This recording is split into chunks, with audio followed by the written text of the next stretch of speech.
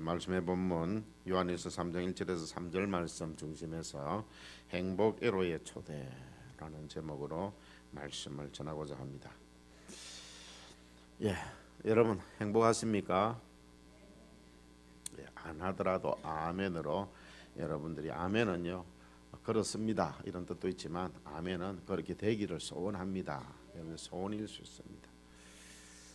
지난 한 주간 동안 여러분들도 가정에서 자기의 책무를 다해서 여러분들의 행복한 가문을 가족의 시간들을 보냈는지 모르겠어요. 얼마나 힘쓰고 노력했는지 지난 주간에 여러분들에게 숙제를 드렸지요. 우리 기독교의 가문은 어떻게 해야 하는가, 기독교의 가족관은 어떤 것인가 했는데 우리가 우리 자리에서 더 열심히 힘쓰고 노력하면서 살아갈 수 있기를 바랍니다. 중병에 걸린 두 사람이 같은 병실에 입원을 하게 되었습니다. 병실은 아주 작았고 바깥 세상을 내다볼 수 있는 창문은 하나밖에 없었습니다. 그래서 창문가의 환자는 바깥 풍경을 늘 보면서 저 안쪽 편에 있는 환자에게 일일이 설명을 해주었습니다. 호수에서 오리와 백조가 떠다니고 아이들이 와서 모이를 던져주고 때로는 모형배를 만들어 띄우면서 놀고 있는 모습을 생생하게 이렇게 이야기를 해 주었습니다. 젊은 여인들은 손을 잡고 나무 아래에서 산책을 하고 정원에는 꽃과 식물들이 아름답게 술을 놓았듯이 그렇게 지금 되고 있다. 그렇게 설명을 해 주었습니다. 바깥 풍경을 이렇게 설명해 줄 때마다 이 안쪽에 있는 환자는 너무 행복했습니다. 자기는 직접 볼 수 없지만 생생하게 그것을 중계해 주는 그 같은 병실에 있는 환자가 너무 고맙게 생각했습니다. 때로는 쭉쭉빵빵한 아가씨가 활기차게 걸어가면서 남자친구와 데이트를 하는 모습도 설명해 주면서 우리도 젊을 때 저랬지라고 하면서 서로 행복해하면서 이 두 사람이 같은 병실에서 지내고 있었습니다. 그런데 잠깐 환자가 거기 같이 있다가 너무 몸이 좋지 못해서 이제 돌아가시고 말았어요. 그리고는 이제 자기가 그 창가에 가서 있게 되어지고 또 다른 환자가 그 안쪽 침상에 병상에 있게 되어졌습니다. 그래서 나도 이제 저 환자에게 바깥을 볼 수가 없으니까 내가 이제 다 설명을 해주리라 하고 그 침상에 갔는데 근데 바깥 창가를 바라보니까 아무것도 없었습니다. 그냥 저 건너편 집에 담벼락 밖에는 없었지 거기에 호수도 없고 오리도 없고 거기에는 꽃들이 만발하지도 않았고 거기는 사람들이 그렇게 즐겨 다니는 그런 여행할 수 있는 그런 데이트 코스도 아니었습니다. 창가의 환자는 자신 속에 행복의 그림을 그리면서 맞은편 환자에게 이야기를 해주고 자신도 행복해했던 것입니다. 여러분들 이야기를 저는 들으면서 과연 나는 무엇으로 행복을 느끼고 있는가 그렇게 생각을 했습니다. 여러분들은 어떤 것으로 행복해하고 있습니까? 중병에 걸린 환자가 없는 것도 상상의 그림을 그려가면서 행복해했는데 우리가 성경에서 무궁무진하게 그려주고 있는 희망의 메시지를 가지고도 행복하지를 못한다면 참으로 불행한 사람들이다. 그런 생각이 듭니다. 제가 그랬다. 우리가 하나님께서 우리에게 약속하신 상상의 날개를 펴기만 펴면 무궁무진하게 희망이 넘치고 소망이 넘치는 이 귀한 말씀을 가지고도 우리가 행복해하지 못하는 때가 얼마나 많습니까? 그래서 오늘은 저는 이 말씀을 가지고 여러분들 행복애로의 초대를 하고자 합니다. 우리가 행복해야 할 가장 중요한 두 가지를 그래서 말씀을 드리고자 합니다. 첫째로는 예수님을 만난 것이 행복입니다. 신앙생활은 연습입니다. 여러분들 교회 출석하는 것도 연습이고 새벽기도 나오는 것도 연습이고 주일 오후 예배 나오는 것은 더 연습해야 되고 수요일 날은 더더욱 연습해야 되고 새벽기도 나오는 것은 진짜 열심히 훈련 안 하면 잘 안 됩니다. 훈련해야 돼요. 오늘 여러분들 입술에 고백이 되어지기를 원하는 첫 번째 행복의 단어, 행복의 낱말은 바로 예수님입니다. 이렇게 우리 고백해 봅시다. 예수님 만난 것이 행복입니다. 무엇이 행복이라고요? 예수님을 만난 것이 행복입니다. 이것이 여러분들 입술의 고백이 되기를 원하고 계속해서 훈련을 하시기를 바랍니다. 하십시오. 오늘 아침에 여러분들 인사하고 나오셨어요? 누구하고 인사하셨습니까? 속 시원하게 아직 안 나오네요. 계속해서 여러분들 성령님과 인사하십시오. 성령님 안녕하십니까? 늘 아침마다 일어나서 성령님 안녕하세요. 오늘도 저와 동행해 주시고 저도 성령님과 동행하는 삶을 살겠습니다. 언제나 우리 하나님, 삼위 하나님은 우리와 동행하시지만 우리가 그렇게 고백하지 못할 때가 너무나도 많습니다. 세상을 살아가면서 누구를 만났느냐 하는 것은 매우 중요합니다. 좋은 주인을 만난 애완동물들은요 사람보다 더 호화스러운 생활을 하면서 살기도 합니다. 그러니 사람 관계는 더더욱 잘 만나야 합니다. 좋은 만남은 축복입니다. 착한 사람을 만나면 즐겁습니다. 좋은 사람을 만나면 행복합니다. 게르 케고르가 이런 말을 했습니다. 인생은 20세에서 시작하는 것이 아니고 30세에서 시작하는 것도 아니다. 40세에 시작하는 것도 아니다. 언제부터 시작하느냐? 바로 예수 십자가를 만남으로 시작이 된다라고 했습니다. 여러분들 행복은요 지금 할 수 있어요. 70이 80이 돼도 행복한 삶을 시작할 수 있는 것입니다. 또 젊은이 여러분들은요 지금 예수님을 여러분들이 만나고 날마다의 삶 속에서 예수님과 동행하는 삶을 사는 것이 참된 행복이다 하는 것입니다. 예수님은 우리 죄인을 구원하시기 위해 십자가에서 피 흘리시고 살을 찢어 주셨습니다. 우리가 십자가에서 흘리신 예수님의 피와 찢겨진 예수님의 살을 체험할 때 거듭난 참된 인생이 비로소 시작이 되어지는 것입니다. 여러분은 예수님을 만남으로 새로운 인생을 시작하셨습니까? 예수님을 만남으로 새로운 인생을 시작하시겠습니까? 네. 그럼 여러분들은 바로 행복자입니다. 행복하시지요? 왜 행복하십니까? 예수님을 만난 것이 행복입니다. 예수님 만난 것이 행복이에요. 우리가 만나 새로운 인생을 시작하게 하신 예수님은 우리를 천국으로 인도하시기 위해 다시 오실 것입니다. 2절을 보세요. 그가 나타나시면 분명히 예수님은 나타나실 겁니다. 우리 앞에 나타나실 거예요. 예수님은 다시 나타나십니다. 어느 날인가 머지않아 하늘로부터 다시 강림하실 것입니다. 요한복음 14장 3절에 보면 가서 너희를 위하여 처소를 예비하면 내가 다시 와서 너희를 내게로 영접하여 나 있는 곳에 너희도 있게 하리라. 요즘 우리는 여러 면에서 재림의 징조를 보고 있습니다. 얼마나 이 천재지변도 많이 일어나고 세상이 얼마나 악해져 가는지 모릅니다. 함부로 여러분의 자녀들을 어디다 내놓을 수도 없는 그런 입장이에요. 우리 땅인데도요 제주도가 그래 좋았는데 이제는 제주도를 가지를 않으려고 여행을 그곳으로 잘 가려고 하지 않습니다.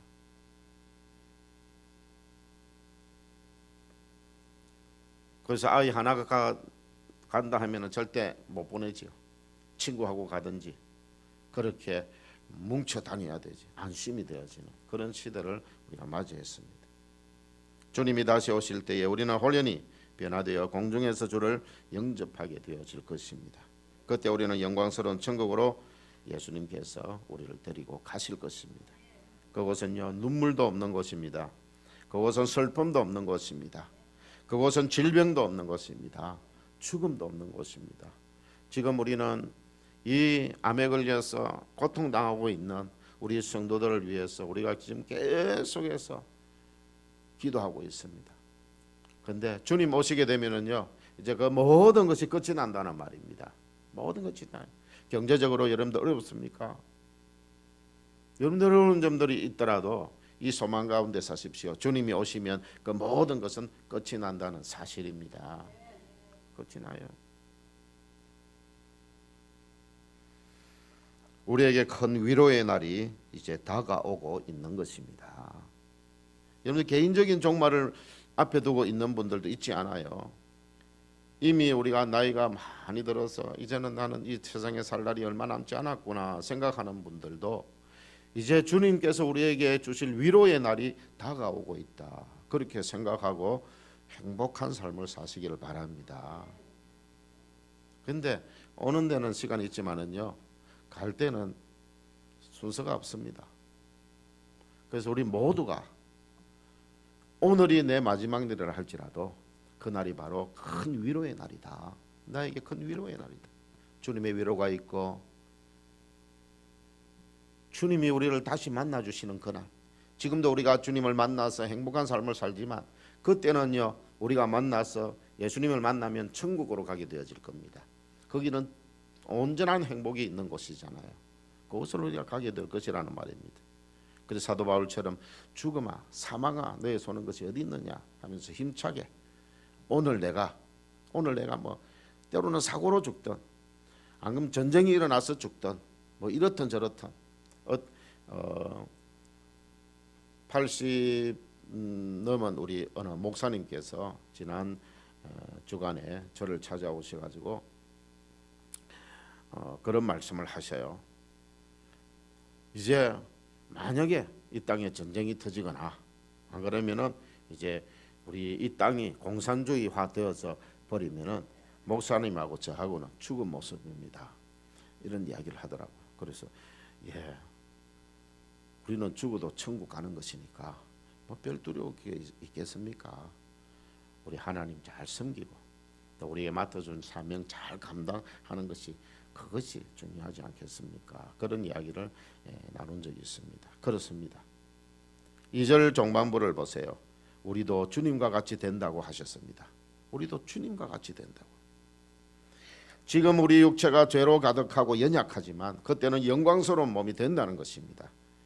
죄의 욕망도 사라지고 정욕도 사라질 것입니다. 우리도 그날에 예수님처럼 완전하게 변화되어질 것입니다. 그래서 우리가 천국으로 가기 때문에 천국에는 괴로움도 슬픔도 애통도 병든 것도 그리고 그곳에는 죽음도 다시는 없다 하는 것입니다. 2절 끝부분을 보세요. 그때에는 예수님의 참모습을 그대로 보게 될 것이다 말씀하고 있습니다. 멀지 않은 그날에 우리는 예수님의 참모습을 두 눈으로 똑똑히 보게 되어질 것입니다. 그 예수님을 만난 것이 행복입니다. 행복하시지요? 왜 행복하십니까? 예수님을 만난 것이 행복입니다. 예수님 만난 것이 행복입니다. 우리가 이렇게 외치면서 남은 생에 예수님과 함께 동행하면서 행복한 삶을 살아가시기를 축원합니다. 이제 두 번째로 우리가 행복한 것은 하나님의 자녀된 것이 행복입니다. 첫째, 둘째를 합쳐서 한번 고백해 볼까요? 시작. 예수님을 만난 것이 행복입니다. 하나님의 자녀된 것이 행복입니다. 예수님을 만남으로 말미암아 우리가 하나님의 자녀가 되어진 거예요. 1절을 보세요. 보라 아버지께서 어떠한 사랑을 우리에게 베푸사 하나님의 자녀라 일컬음을 받게 하셨는가. 또 2절을 보면 사랑하는 자들아 우리가 지금은 하나님의 자녀라. 하나님의 자녀라. 이 얼마나 귀한 말씀입니까? 얼마나 놀라운 특권입니까? 여러분들이 하나님의 자녀가 아니면 천국에 갈 수가 없어요. 이미 여러분들은 천국 티켓을 따놓은 사람들입니다. 이번 명절에 티켓이 없어가지고 고생하고 고향을 가지 못한 사람들도 있고 풍랑이 일면은요 섬에 고향을 둔 사람들은 거기 가지를 못합니다. 이번에는 날씨가 그래도 좋아가지고 다 섬에 들어갔지만 어떤 때는 그래 가지도 못해요. 들어갔다가 풍랑이 심하면 나오지도 못합니다. 세상은 그렇다는 말이에요. 세상은. 그런데 하나님의 아들이라는 이 특권을 가진 사람들은요, 그런 것이 가로막을 수가 없습니다.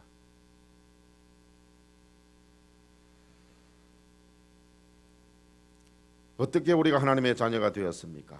요한복음 1장 12절 말씀에 영접하는 자, 곧 그 이름을 믿는 자들에게는 하나님의 자녀가 되는 권세를 주셨다. 그렇게 말씀하고 있습니다. 그렇습니다. 우리가 예수를 믿는 순간 우리는 하나님의 자녀가 되어진 것입니다. 여러분 예수님을 영접하셨습니까?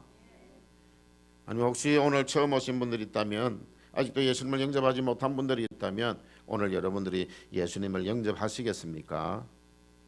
그렇다면 여러분은 하나님의 자녀인 것입니다. 하나님의 자녀가 되었습니다. 하나님의 자녀가 되었어요. 이제 우리가 생명을 다한다 할지라도 우리는 천국 가는 것입니다. 하나님의 자녀이기 때문에, 천국 행 티켓을 가진 자들이기 때문에.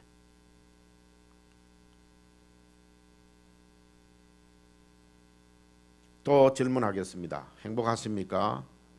왜 행복하십니까?